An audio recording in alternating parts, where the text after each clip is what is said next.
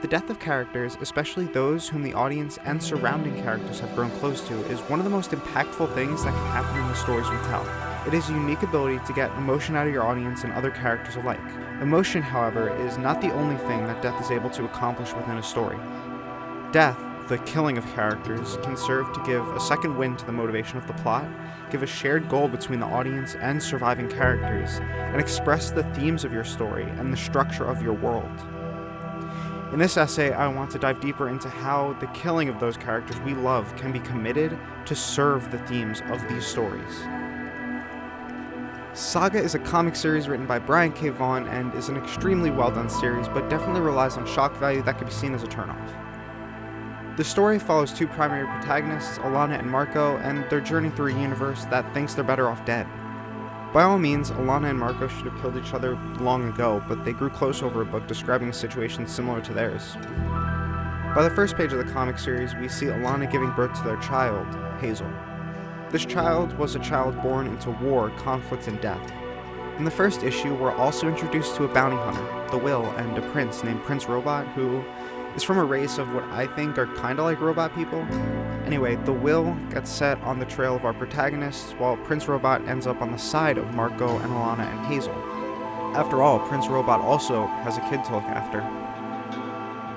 The Will goes through his entire story separate from Robot and our main family, but by the end of the first compendium, he confronts them again. The Will sneaks up on Robot and, in chapter 53, kills him. Marco sees this and starts fighting the Will, and then at the end of chapter 54, the Will kills him. This is a risky thing to do in a story. Kill two characters who the audience has grown deeply attached to, especially this close together. The monologue within the last pages are extremely important towards explaining how these two particular deaths further build the themes of the comic. My name is Hazel. I started out as an idea, but I ended up something more. Not much more, to be honest. It's not like I grow up to be some great war hero or any sort of all-important savior. But thanks to my parents, at least I get to grow old. Not everybody does. This is one of the biggest themes that permeates the entire series. Through the death of Marco and Prince Robot, we see that parents will do anything to protect their kids, but also, war and conflict can take someone so easily from us. Both of their deaths happen with no warning, no build-up. There's just the wish that there was more time.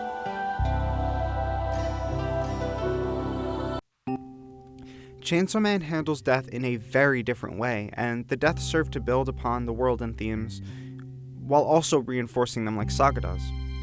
The story itself follows a 16-year-old orphan/devil hunter and his dog/devil, Pochita. Within the first chapter, we see Pochita die, but it's not the death that I want to talk about. The death that I do want to talk about is that of Aki Hayakawa. Aki is a side character, like Sir Robot, and both inevitably die due to another character and their actions. The main difference is that there's a definite build-up to the death of Aki compared to those within Saga.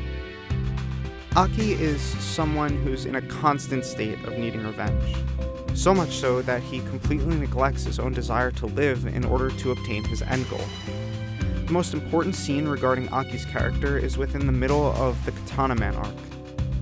Aki has just lost his buddy, Himeno. He's sitting in a hospital bed when two devil hunters walk in with a proposition.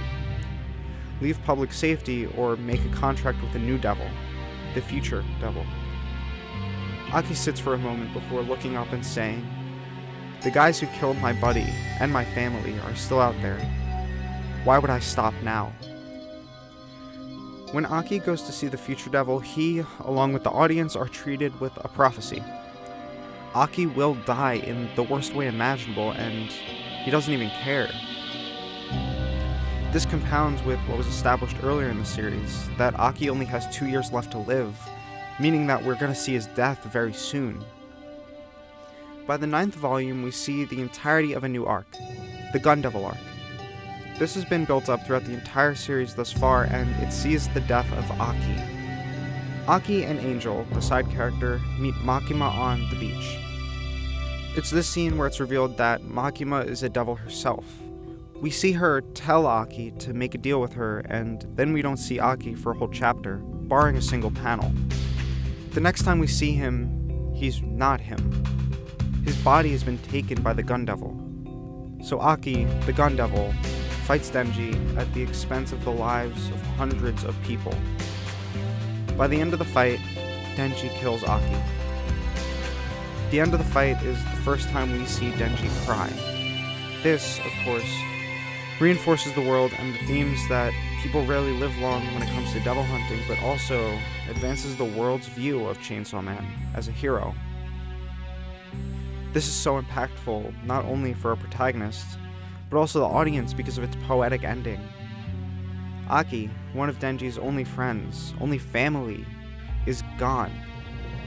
Denji is left in tears for the first time with the fact he had no choice but to kill him.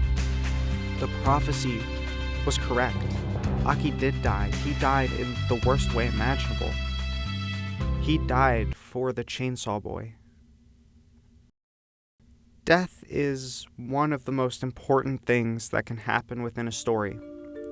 It can break characters, create emotional highs, and make sure your audience knows that nothing lasts forever.